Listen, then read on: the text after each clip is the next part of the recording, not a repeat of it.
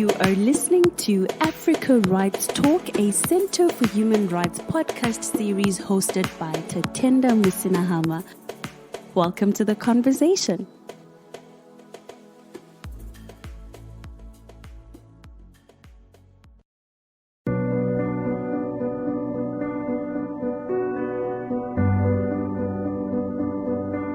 As you might already know, the Center for Human Rights is embarking on a campaign, #GreenJusticeAfrica, to address the impact of climate change on the protection and fulfillment of human rights in Africa. Climate change is now one of the biggest threats to humanity globally, and today, this episode of Africa Rights Talk takes a twist as we embark on a journey, listening to the stories of representatives of indigenous communities, John Mary Chohimba from the Khoisan indigenous community and Martin Musimoto from the Ogiek indigenous community, who are part of the Advanced Human Rights course on indigenous persons in Africa. And we'll also hear from Shana Burkhardt and Dr. Malaku, who will give us a scholarly view on the impact of climate change on indigenous persons. Respect for human rights is enormously important when it comes to maintaining a healthy environment. A healthy environment, in turn, makes it possible to enjoy all kinds of human rights. An approach from the human rights perspective is important in order to draw attention to protection of the rights of the most vulnerable among us. Among the most vulnerable are indigenous peoples, who are particularly vulnerable to environmental degradation because their dependence on the environment. In order to guarantee their human rights, the national resources on which they depend must be protected from exploitation, degradation, as well as the effects of climate change.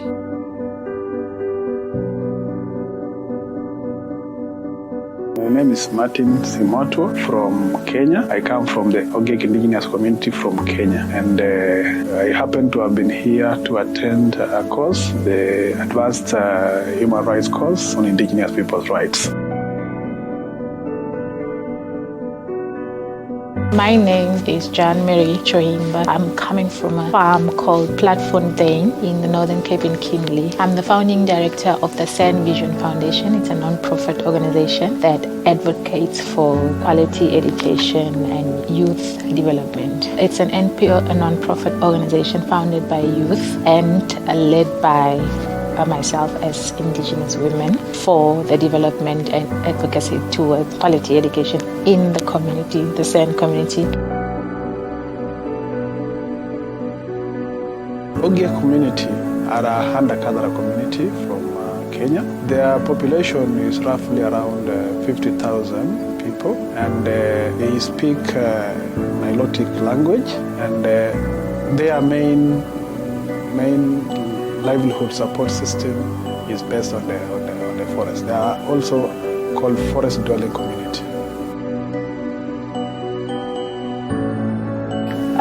I'm very passionate about education. That's why I founded and started the non-profit organization. So now the challenges that I identified are those of lack of adequate and quality education within the community. I'm not saying that there is no school, but then because there's the community consists of majority of the parents and the adults who are coming from a history of people who didn't really get education. When children are sent to school, they are on their own. So, and it's also different languages. The medium of instruction at the school is Afrikaans. So when a child starts at the school, it's like they are met with a foreign language,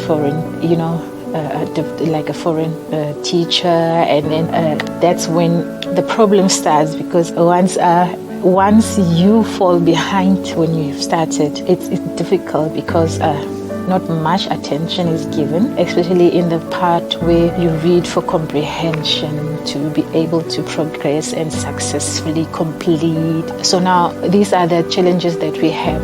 We do not have extra support, and even for those that are finishing, there's not enough education for preparation for tertiary level education. So now these are the things that we are stepping in to address. So due to that, a lot of our youth or children who matriculated, even finished grade 12, are not able to access and get admission to higher education, tertiary level. Even if they did get an opportunity, it's very difficult for them to succeed because they do not have that structure that supports them at home in terms of developing into an academic or yes. So it's very difficult for the community in that regard.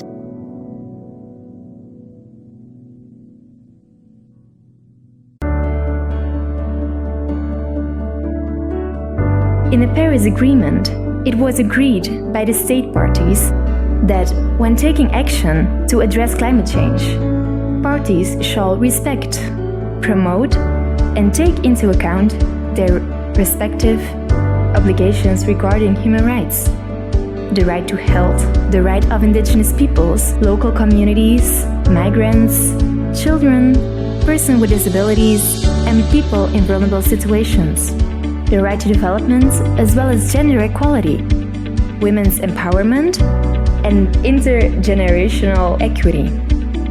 This agreement recognizes by the international community that human rights must always be considered. The agreement itself is one thing. Now the challenge is to reflect this agreement in any agreement to tackle global warming. In today's conversation, we will be talking about the impact of climate change to African indigenous communities. I have Dr. Maluka, and I'll be asking him questions related to human rights and indigenous communities and how we feel that human rights can best be protected to make sure that there's protection of the environment so as to reduce the impact on climate change. So, Dr. Maluka, welcome to Africa Rights Talk. Can you please introduce yourself? Thank you. My name is Malak Tagin. I'm from Ethiopia. I'm a member of the working group on indigenous populations of the African Commission on Human Rights. That's my function, and it's with that capacity that I came to Pretoria to coordinate this course on human rights, on the human rights of indigenous peoples. For someone who might not be familiar with the human rights space, they might think, oh, but I was born and raised in South Africa, for example, so I'm probably an indigenous person. Is that the same thing we're talking about here, or does indigenous persons mean a different thing for the sake of this conversation? Well, indigenous, when we refer to indigenous according to in the human rights discourse, that is the UN, African Commission, and so on, there is a human rights approach and definition of indigenous peoples. It's not just the dictionary interpretation of indigenous peoples. Therefore, it has political connotations in the main. So it refers to indigenous marginalized communities, marginalized because of their livelihood system, and communities that occupy a specific territory, who have great respect and for their territories. It could be land, it could be forest, and they consider that their ancestral home, land or forest, and they do anything to protect that because they depend on the forest and the forest depends on them.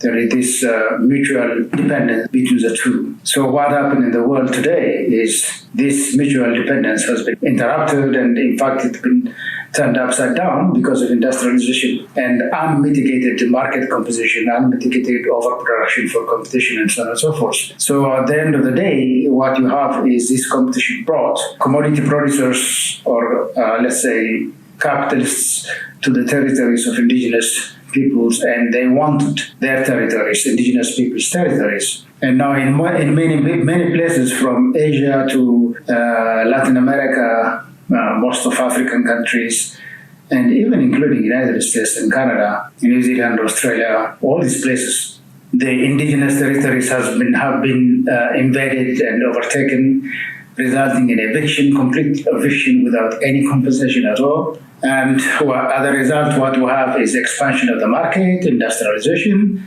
manufacturing and continuously harming the atmosphere and disrupting the balance, interdependence between nature and humans.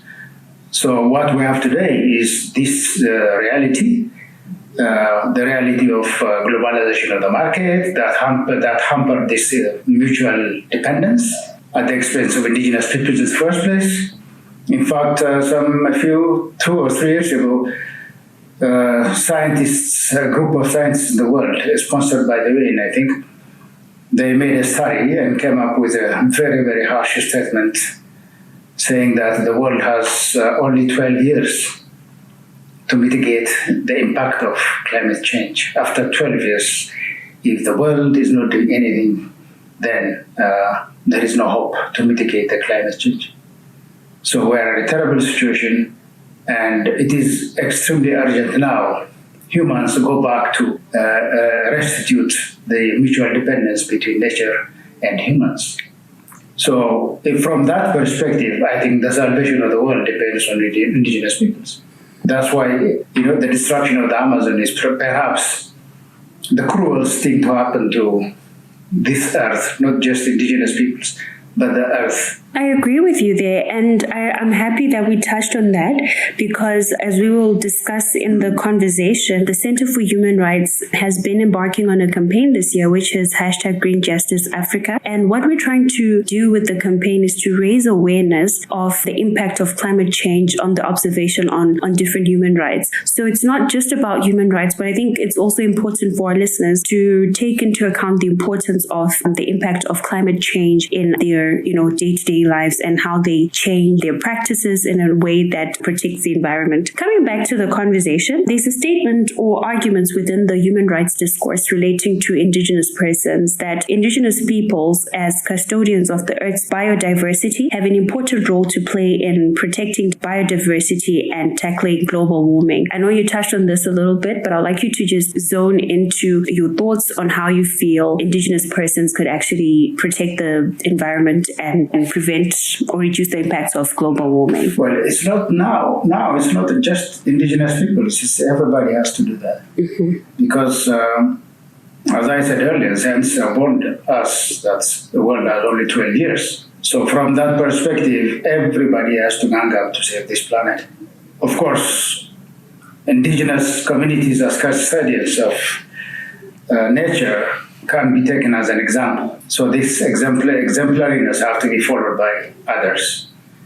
And definitely, this can only be done if politicians are serious about this issue. Governments are serious about this issue and do something.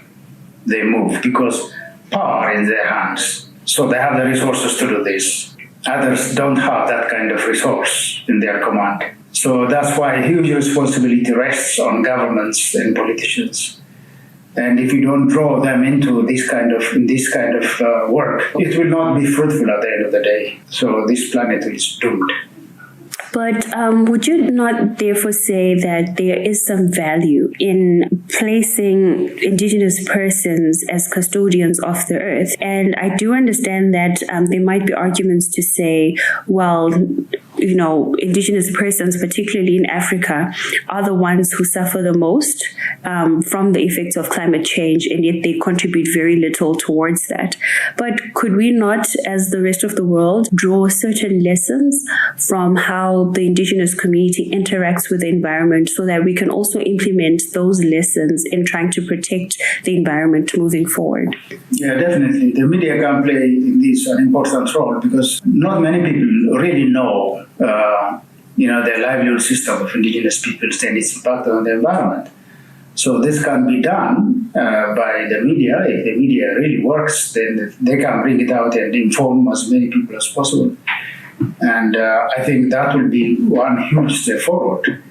Again, if the media is going to do that, then when you think about Africa, the private media is extremely weak. Perhaps South Africa is different, but the rest of the continent, the state media is dominant. And if state media, if governments are not interested, then the state media is not also interested. So it all depends, it all revolves on one question, which is recognition of indigenous peoples in the first place, recognition of the dangers of what the climate change is bringing in its world. And the third is, of course, realizing the fact that indigenous peoples are the custodians of nature. Therefore, they have to be involved in this kind of work, really. That way, the media can play a huge role, because media is very, very important. It can play extremely negative role, it can play extremely positive role. It depends.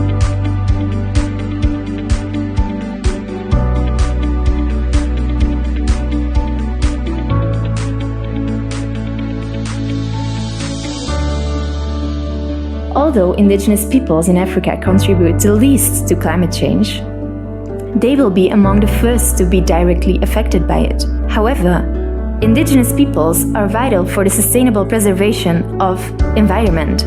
They are active in many ecosystems and therefore help to increase the resilience of these ecosystems. By using their traditional ecological knowledge, they are able to respond to the effects of climate change.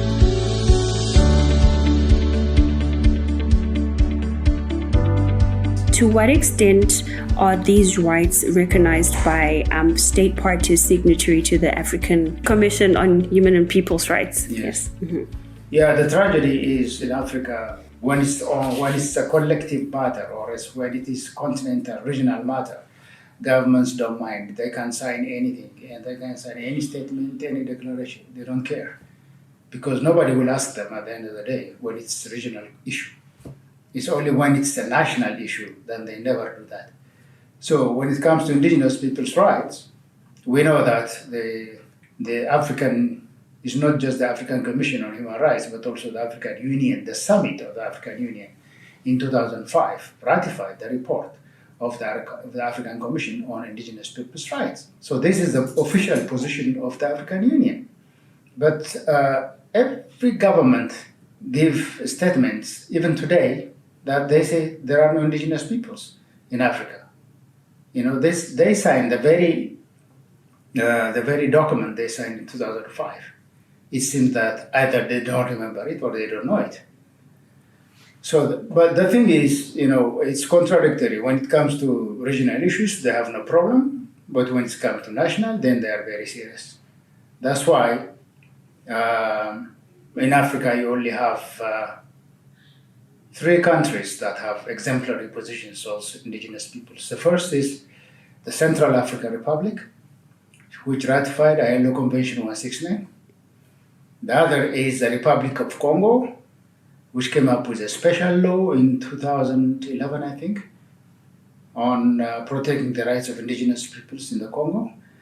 And the third is the Democratic Republic of Congo, which recently came up with a new law to protect the rights of indigenous peoples. So these governments are really taking good first step forward. If the rest follow them, that would be fine. But the tragedy is, while these governments are doing the positive steps, then you have governments like Tanzania, Namibia, Botswana, even Uganda adopting extremely stringent and violent policies, even resulting killings of pastoralists, for example, in Tanzania.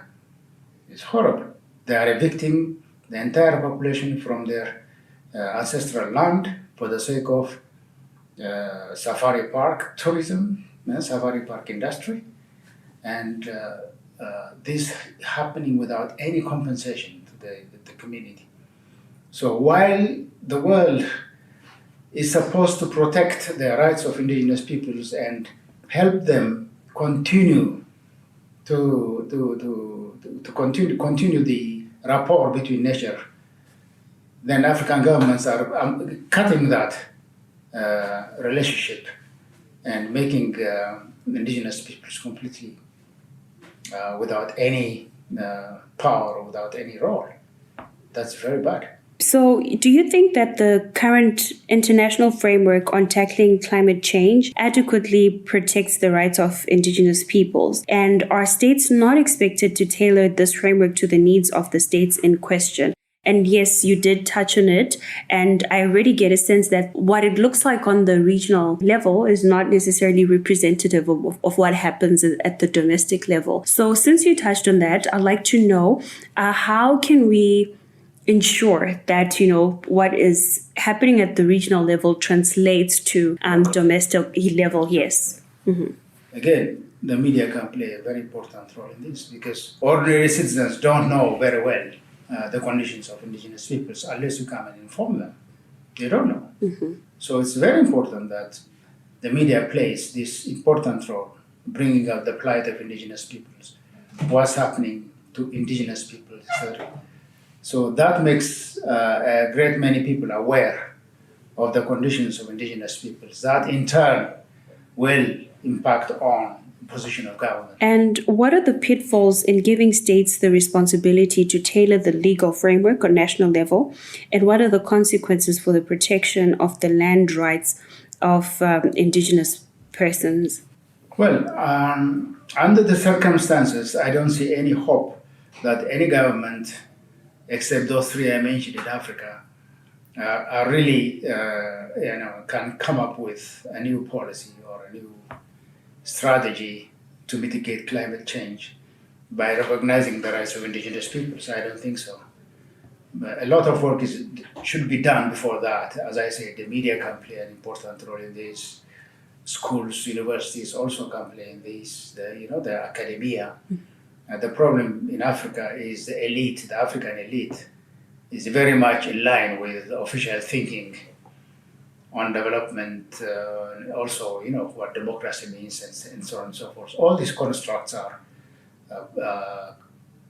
colonial or neo-colonial constructs. So the African elite is prisoner of this. So there isn't much difference between the elite and the political elite on this, particularly when it comes to indigenous people's rights, environment, and so on. Because the elite itself is unaware, in as much as the government officials are. So you can't expect a lot from this. The only thing that can galvanize this sector is if information is provided by the media, if debate is organized by the media. Such kind of activities can attract the attention of the elite, also government, the political elite as well. So that's why I say the media can play a very important role. Absolutely. I agree with you. And I would also like to add that civil society organizations could also, champion this to advocate for issues like this and bring, attention to the media so that they could also protect the rights of indigenous persons. So coming back to the issue of climate change, we find that regulatory activities at the regional level provide opportunities to protect indigenous peoples' land rights at the regional level. And what do you think about the adequacy of protection mechanisms at the regional level? As much as we did acknowledge that state parties are keen and eager to sign, can we actually analyze the regional framework itself to say to what extent is it adequate in protecting certain mechanisms at the regional level? And do you think that the African Commission's protection mechanism is a solution to the inadequacy of the national framework? The African Commission itself has to be reinforced with extra powers. The power it has now. The African Commission is toothless. Mm-hmm. The maximum they can do is come up with condemnation, passing resolutions, finished. The African Court has the tools. They can take the governments to court. That is possible. But the African Commission is not. Its declarations, its resolutions are not binding. That's why many governments don't care about the African Commission. So that's why I say the mandate of the African Commission has to change. The mandate was written in 1981 when the African Charter was passed by the African Summit.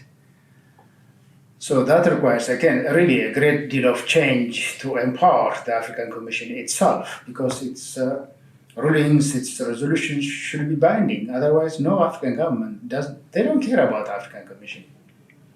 So it's very important that empowering the African Commission in the first place is the first step forward. So unless its resolutions are binding, it has no use at all. It's just for the media consumption. Finished. Okay. Yeah. And you talked about the African court, and you're hopeful that maybe we might find some sort of recourse there. In what ways can the African court come to, remedy this challenge? Yeah, the African court started to deal with these issues since, 4 or 5 years now. Mm-hmm. There was one case by the Ogek people of Kenya. The issue was referred by the African Commission to the African court. So the court ruled on behalf of the community against the Kenyan government. This was about 4 years ago or 5 years ago. Even then, nothing happened on the ground because the Kenyan government is extremely tricky, coming up with all sorts of excuses not to implement the ruling. So it's all, this African mechanisms, continental mechanisms, they have to be empowered first. That requires the willingness of each government in the continent. Okay, so what I gather here is that in as much as you're acknowledging that the African Commission is a toothless bulldog, and in terms of implementing or coming up with binding solutions to the challenges that are faced on the African continent, the African court still has extents that it can get to. But at the end of the day, it comes to the willingness on the part of the state parties to actually engage in these issues. Yes. Okay. Yes. Okay, that's fair. Yeah, So, in that sense, for example, governments like South Africa, South Africa is the only country in the continent that has advanced political structures. And in fact, in my opinion, the only country that has a modern state, a civil society, a vibrant media, and so on. You don't find that in any other country, continent. So South Africa can really set an example and push and draw the rest of the continent into the path of democracy and human rights. But that has to be done voluntarily. And I'm not sure how much how aware the politicians in this country on this question is, because I don't see them doing anything substantially in this respect, except coming when there is a crisis here and there. I think we've also had instances or challenges with the Khoisan as well, where Yes. they have protested, and even it's interesting that we're actually in Pretoria, not very far from the union buildings, and they were actually staying there in protest in request for the government to actually protect their rights, and they were there for a couple of months. So as much as states might have recognition of certain human rights issues, I think the issues of the protection of the human rights of indigenous persons still can improve. There's a lot of room for improvement there. So do you agree on the importance of the involvement of indigenous people in tackling global warming? Many authors or scholars complain about the fact that indigenous peoples are excluded from global decision-making and policy processes, even though they are directly, impacted by climate change. Yeah, that's true. Absolutely true. And as I'm saying, if South Africa really takes the lead in this, we could have a different picture within a few years in the continent. Unfortunately, South Africa itself has a bad policy on its own indigenous peoples, the Khoisan. Mm-hmm. It doesn't recognize their right. It doesn't recognize any kind of compensation to the evictions and confiscation, what happened to them, etc., etc. And if that doesn't happen, and South Africa really come up with a positive policy towards indigenous peoples, then it cannot come up with initiatives at the continental level, because at home you have not cleaned your home, How can you go and knock at the door of the others to clean? No. Absolutely. No. Yeah. But what of those countries you talked about? You gave an example of the Central African Republic and you Congo. The two Congos. Are they, because I get the sense that they're doing better in this regard as compared to other, African countries. Are they including, indigenous persons in decision-making policies and processes, especially when it comes to the issue of climate change and global warming? Well, as far as the Central African Republic is concerned, it's been in the middle of civil war for a number of years now. Mm-hmm. So matters has not been really settled there. So I don't think they can do anything as far as on indigenous questions. But the two Congos, the Republic of the Congo, has been doing a lot of things on the ground to help indigenous communities in many ways. The thing is, the level of organization within indigenous communities itself is not that big. These people are rural people, very dependent on nature and so on, so they have not been to schools. There are so many factors that hinders them from advancing their own cause at the macro level. So because of that, it's the government that goes to them and try to help them, but particularly in providing them, first aid services like, schools, clinics, and so on first. The other Congo came up with a law very, very recently, and I don't think they have started anything on the ground. But this is the first step forward. And, they also need support, in order to help indigenous peoples. Mm-hmm. Okay.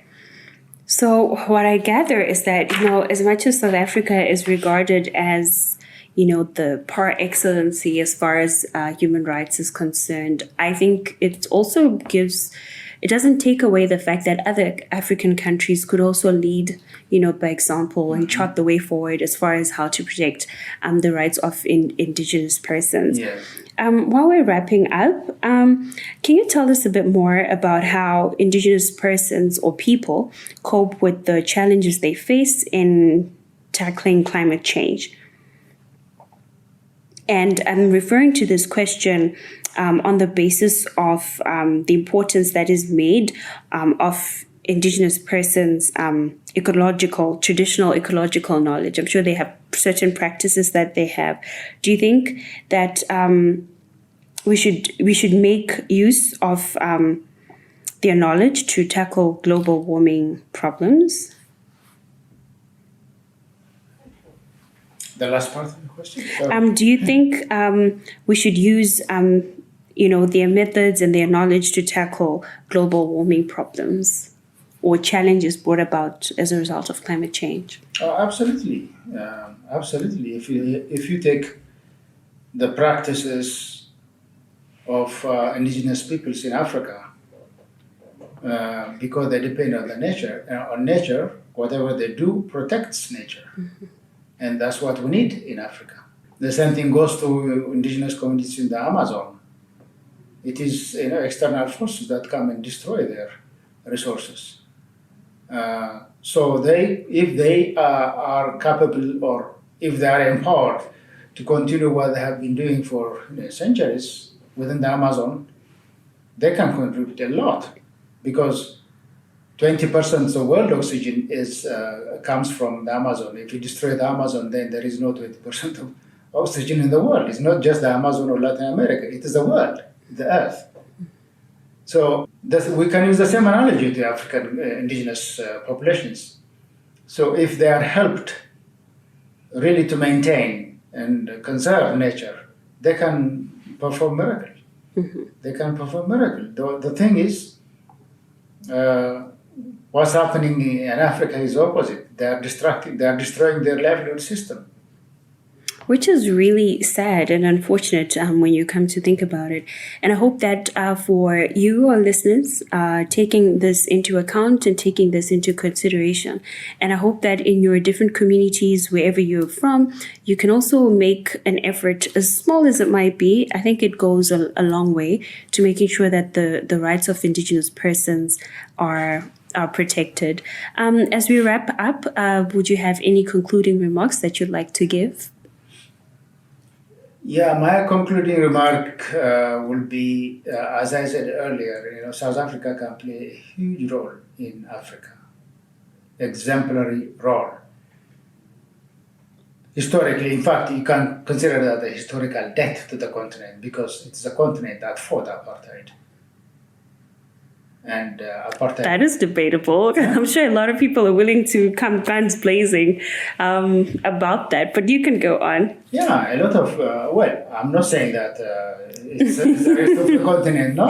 Of course. I know the sacrifices paid by ANC, PAC, all these forces, I know that. Mm-hmm.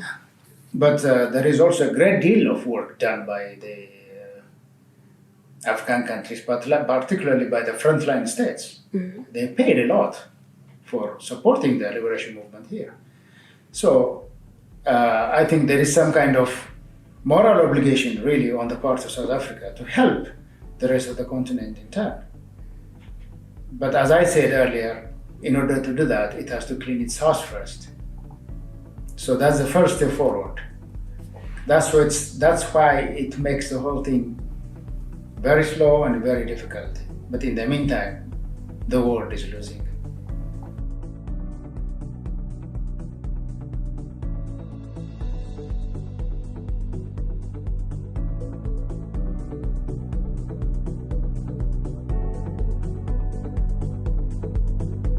So, this is it. Thank you so much for listening to this episode of Africa Rights Talk. You might be interested to know that we have full video interview clips on the impacts of climate change on Indigenous persons with John Murray Chuhimba and Martin Simotu.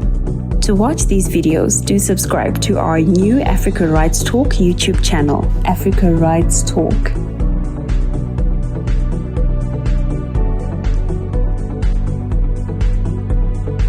What did you think of this episode?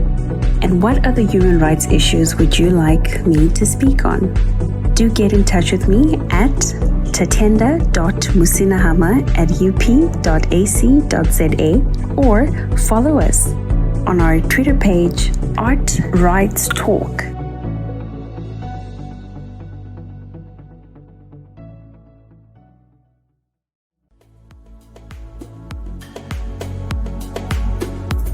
This has been Africa Rights Talk with me, Tatenda Musinahama. Join us in our other episodes as we continue to explore other human rights issues.